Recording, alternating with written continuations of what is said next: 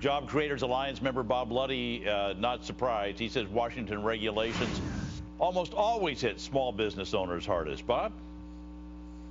Good evening, Tom. Good evening. Yeah, it's not just Denny's. It's every small business job creator in the country. These ideas may sound good in the State of the Union message, but when you get on the ground, it's very difficult for these businesses to function under this onslaught of regulation. Even trying to understand the regulation is challenging. Yeah, but people don't understand. The customers are confused. The customers are outside. This guy that made this announcement owns, I've seen reports of 30, as much as 40 different franchises, mostly in the Florida area. So he's got all these customers banging on his door saying, how dare you? And yet at the same time, they're the people that are supporting these extra regulations, extra laws. They don't connect the dots that it's going to cost businesses more, which will be passed on to them if they can. Yeah, that's the missing part of the equation. As costs go up, they have to be passed along to the user. There's no free lunch, even though the politicians try to convince us all the time that there is. And also, I think he's showing a level of frustration, as many small businessmen would, with this kind of onslaught of regulation. Well, can you pass on your costs? You can't always.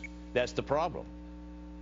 No, and when you can't pass along the costs, what happens? You don't expand, and essentially maybe you contract. So it's bad for job creation, it's bad for business, and it's bad for the economic growth of our country. Well, this guy, I mean, I think he was talking from his heart. I mean, he's probably a guy who, I talked to a guy today, said, well, he owns 30 Denny's. He must be a very wealthy man. Maybe not. He might be splitting just to make his bills. I don't know. Just because he owns a lot of different restaurants. But the franchisor, Denny's, came out and said, stop it. You know, we got other Denny's restaurants, and maybe they're not going to do this. But I think he was talking from his heart. Well, obviously, he's taken the brunt of this high-cost new initiatives by the federal government.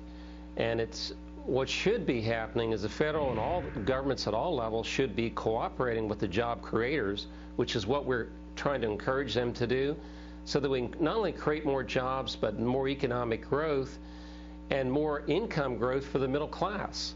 When you don't have new investment, it constricts the economy, which is what we're in right now. We start acting more like Europe and less like America. We need to start investing more, creating more jobs, more economic growth, and more opportunities for everybody. You know what could happen out of this? This is just a guess. I mean, we're going to have to wait to see when they implement Obamacare, but I think a lot of businesses, you've heard them, there's a lot of businesses talking about cutting people down, hourly workers down below 30 hours so they get underneath the regulation. But that might add more. They might have to hire more people, but it will be more people that are part-time, not full-time, that'll be working. That's exactly what's going to happen, and we could end up with fewer people on health care than we have right now, because obviously this law was not well thought out. It wasn't read by the politicians. It was rammed through the Congress. I don't think this is what the founders intended when they put together the Constitution. No, I don't think they saw this one coming. Not at all. But this is the thing about what is going to happen. We don't know. Everybody's going to wait. Almost Nancy Pelosi-ish here about you have to wait until it's implemented to see what the law actually does. Do you suspect people will be surprised? I think they'll be very surprised. You know, in our business, we always say if you make a mistake, just admit you made the mistake and go back to where you came from. So I would recommend to the Congress and the President that they admit this is a huge mistake. It's going to have a very adverse impact on our economy, particularly small business and the job creators. And it's time that they don't implement and reverse this law. Well, we'll wait and see. I mean, I suspect right now the political factions are so dug in that it's going to probably take another round of elections before we start getting around to where people can react.